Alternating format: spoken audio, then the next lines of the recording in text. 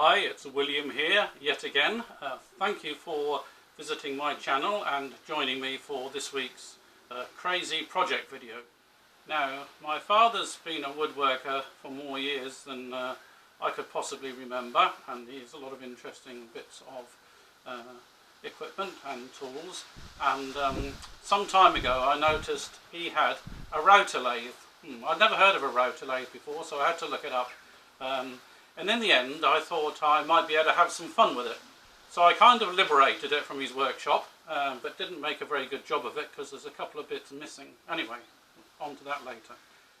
Okay then, so the thought I have for this week's project video is to produce a vase or a pot, a pen holder, whatever it looks most like when it's finished, with some twisted resin inlay flutes. Okay, now the piece of timber I've found that will hopefully do for this task is a piece of old spalted beech, which is about 50 centimetres by 125 and 125. I need to put it on the lathe and get it roughed out to make sure it's going to be big enough for the project.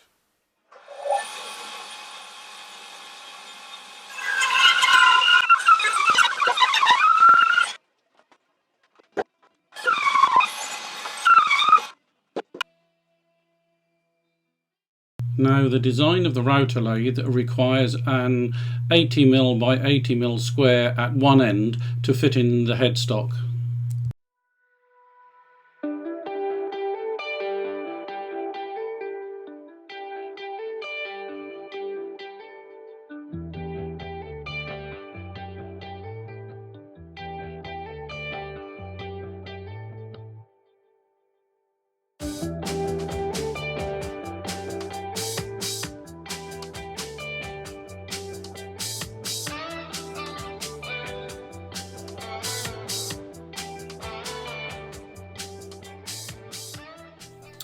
Now, as far as I'm aware, this Sears Roebuck Router Crafter is identical to the Trend Router Lathe. Now, this particular piece of equipment hadn't been used for some time, so my first task was to strip it down, clean it and reassemble it. There were a couple of challenges to overcome. Firstly, the handle is missing, which means making a handle with a octagonal spindle. And also one of the pulleys is heavily cracked and needs to be repaired using some CA glue before it shatters.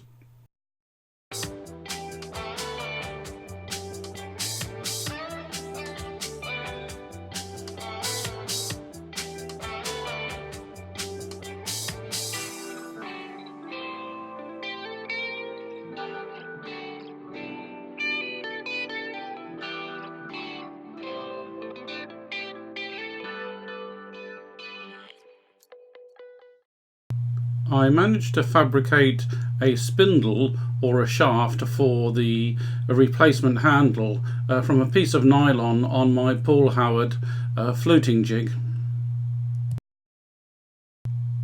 Having got the piece roughed out and mounted in the router lathe, it's obvious from the onset that it's actually too big in diameter because the wood is actually fouling the carrier for the router. Also, I'm going to have to reduce the diameter to 4 inches or 100mm anyway, since it will need to be mounted in a plastic tube for the resin fill.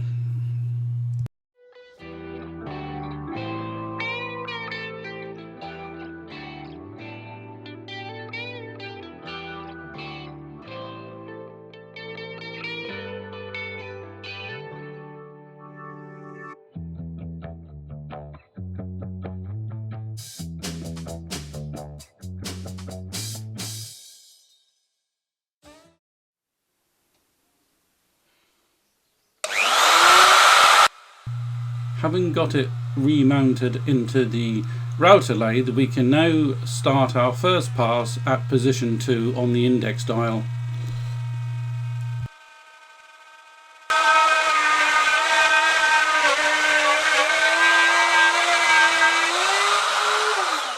Now I'm cutting 4 flutes with the index plate setting to 2, 8, 14 and finally 20. Also, by the time I get to the last flute, I realise that I need some dust extraction and a mask.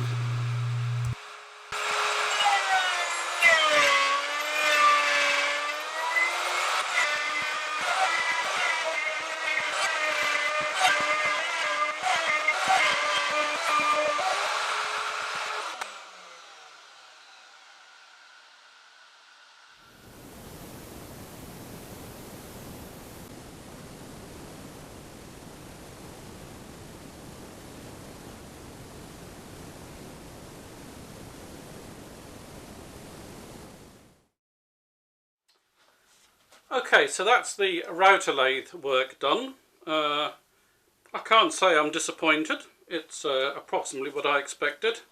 The depth of cut, probably a little bit suspect. I'm going to have to work with quite close tolerances if I'm going to hollow this piece out once I've got the resin in.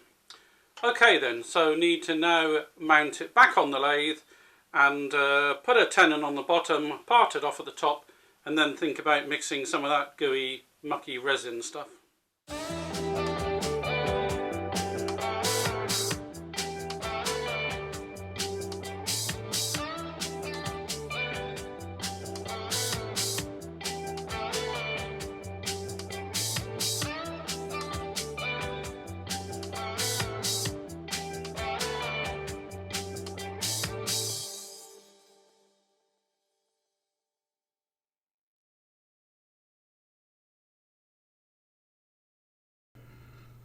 So here I'm just checking that the piece will actually sit vertically in the pressure pot.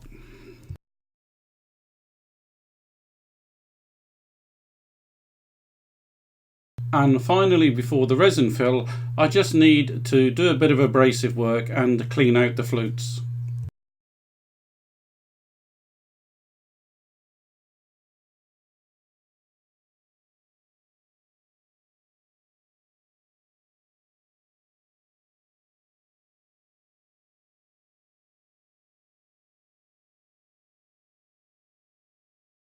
Now I'm going to pour blue and gold tinted resin into each of the flutes. Now for the blue I'm using resin tinted with blue dye with some added mica powder. As usual, I'm seeking a translucent product and not transparent.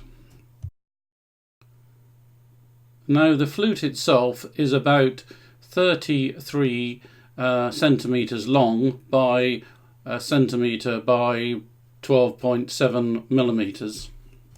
From the onset, I've been a bit concerned whether or not the resin is going to travel all the way to the bottom of the project. Now this fear appears to have been realised at this stage, because having calculated the amount of resin I needed, I've got way too much left over at the end of the pour on both of the blue flutes.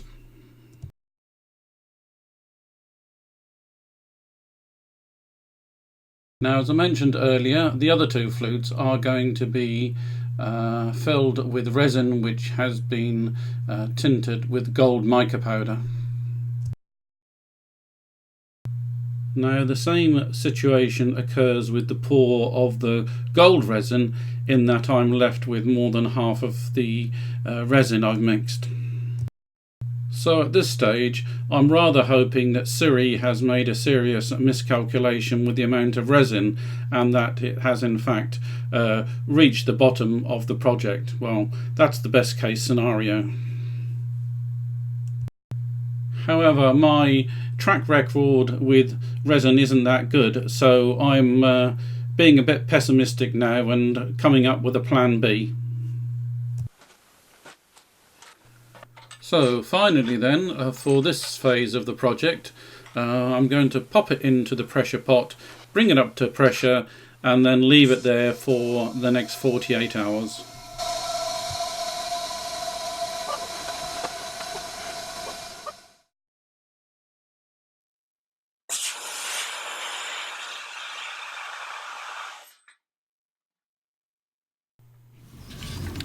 Okay, we can see then that the resin has in fact disappeared down into the flutes. Now, optimistically, this is because the level has dropped because the air is being compressed rather than any seepage between the tape and the plastic tube.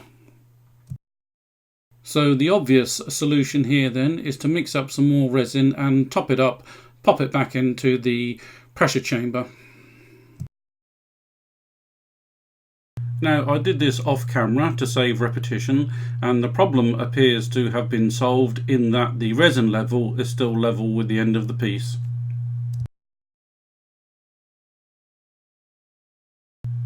Okay, so after removing the plastic tube and all the tape that I put around it, I can now see that in fact the fill is quite good and even, and there are no serious gaps.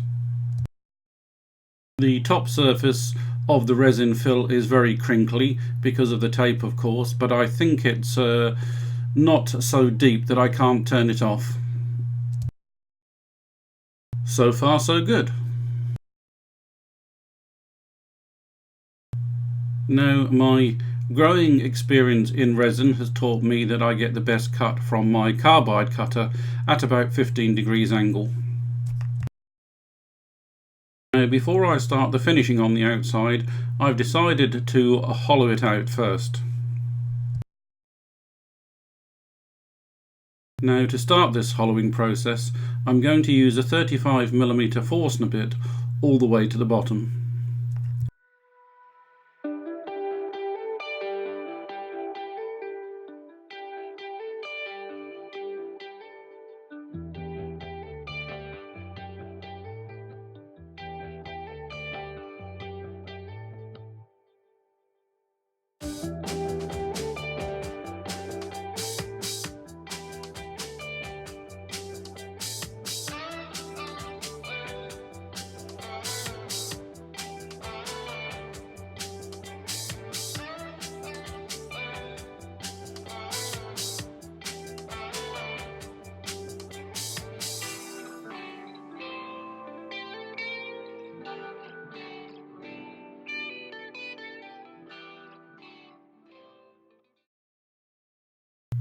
Now here I'm just putting some profile on the base and some finishing cuts on the outside.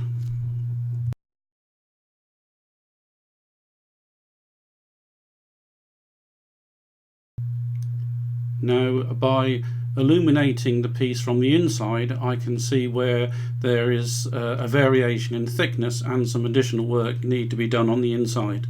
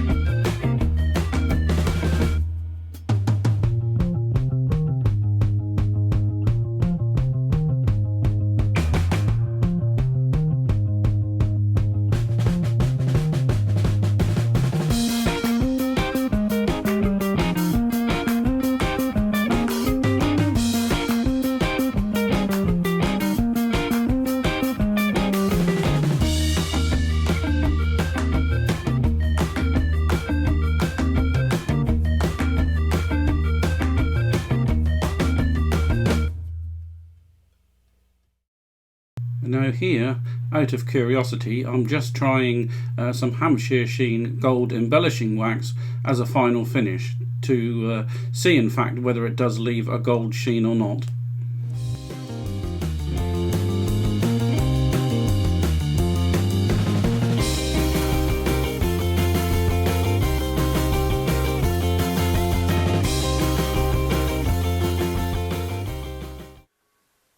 So there we have it, the finished article. Now, it's not very often that a random idea or concept that you have in your mind actually comes to reality in the way that you first thought of. The router lathe did a very good job of cutting the flutes, but I wish I'd gone a bit deeper, but I will probably need to think about some longer cutters for that. The resin filling process was a bit iffy. I don't know, or I can't think of a way off the top of my head to avoid doing this second fill, but actually I can only see the join in one of the flutes. Anyway, as I said, very happy with the outcome of that. It's a very nice piece, very interesting. My favourite new combination of that lovely blue and gold. Okay, thank you very much for watching, and I hope to see you again next week.